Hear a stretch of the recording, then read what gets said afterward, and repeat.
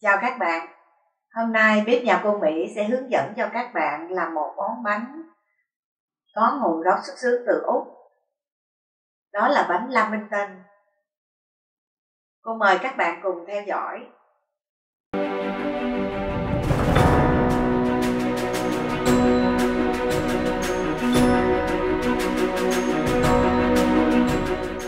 Để làm bánh Lamington, chúng ta cần thực hiện 2 bước.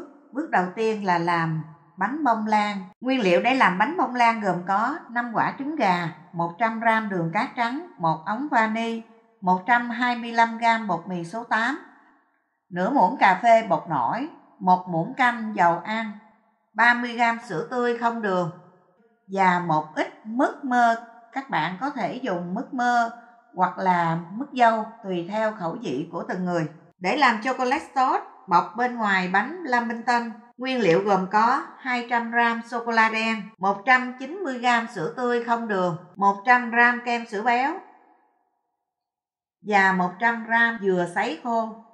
5 quả trứng gà cô sẽ tách lòng trắng để riêng và lòng đỏ để riêng.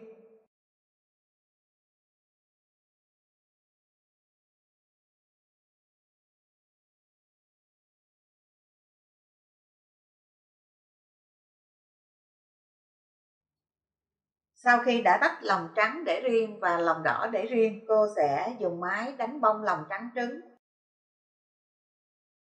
với lại 100g đường cát.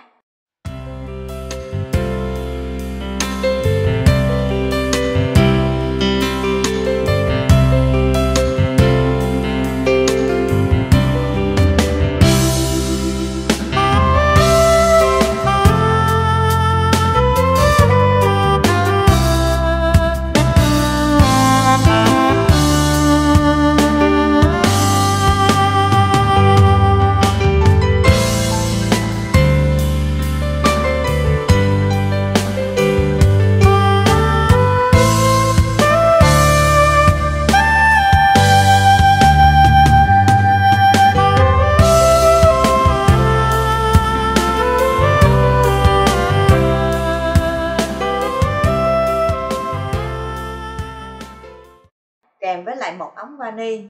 Khi lòng trắng trứng, đường, vani đã được đánh bông đặc thì cô sẽ cho lần lượt từng quả lòng đỏ trứng vào, sau đó đánh đều hỗn hợp với tốc độ thấp nhất.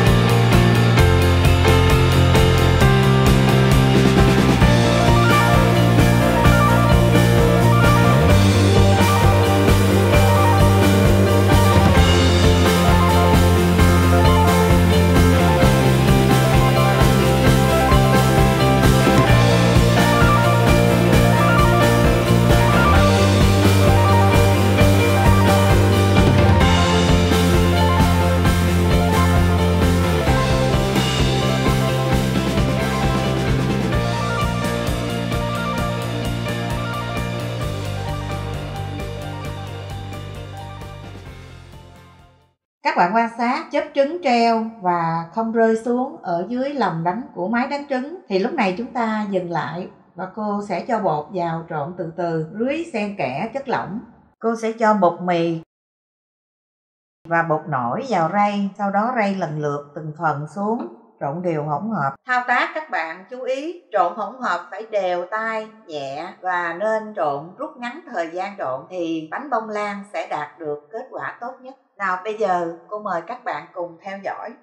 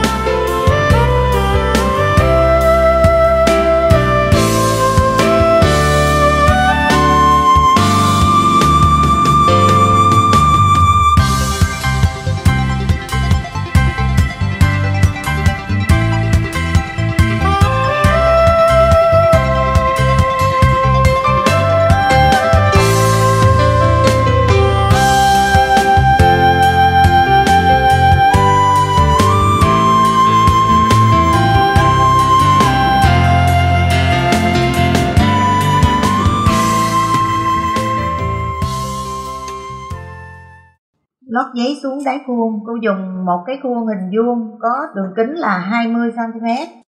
Cô sẽ cho phân nửa cái lượng bột có trong tô này xuống khuôn và tráng đều, đem nướng. Sau khi nướng xong khoảng 12 cho đến 15 phút, cô sẽ cho mứt vào trên mặt bánh và tiếp tục đổ phần bột còn lại. Các bạn theo dõi nha.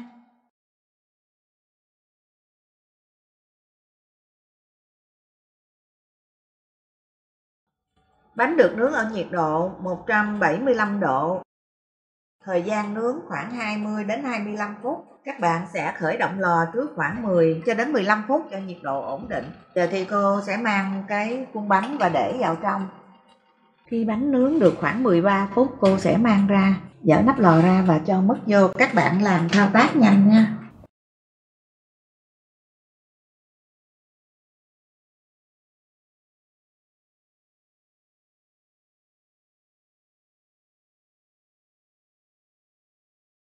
Và tiếp tục đổ lớp bánh bông lan còn lại lên trên mặt bánh và nướng tiếp. Thời gian nướng kết thúc khoảng 20 25 phút, và nếu bánh chưa vàng thì chúng ta sẽ nướng thêm vài phút nữa.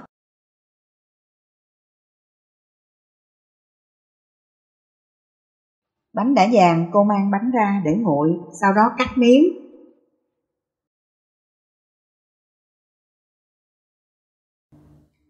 Sau khi làm bánh bông lan xong, giờ thì cô sẽ hướng dẫn cho các bạn làm chocolate sauce.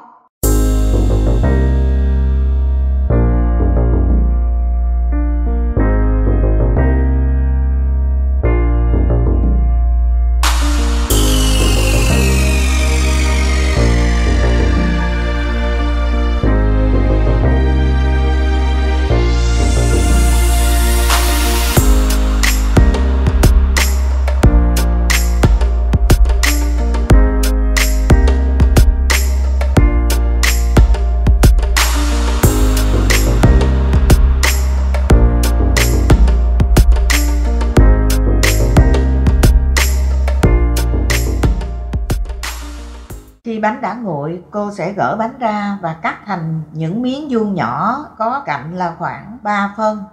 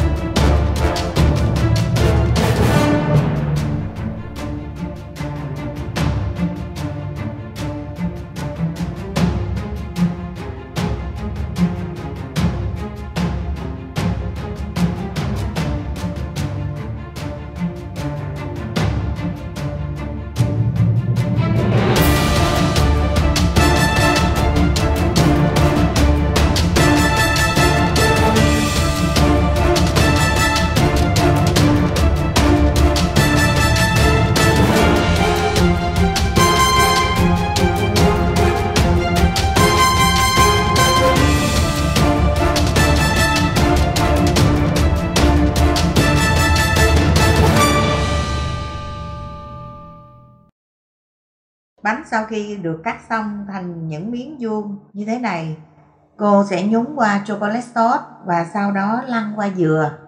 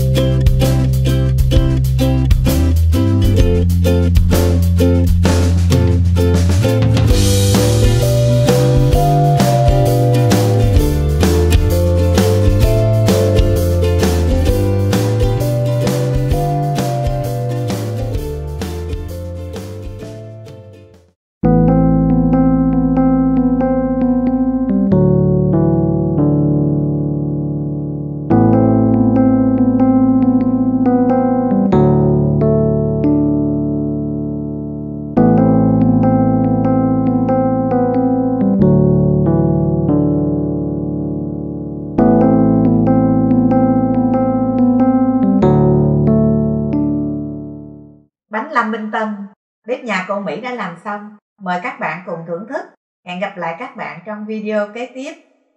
Hãy nhấn chuông và đăng ký để nhận được video mới nhất nha các bạn. Bye bye.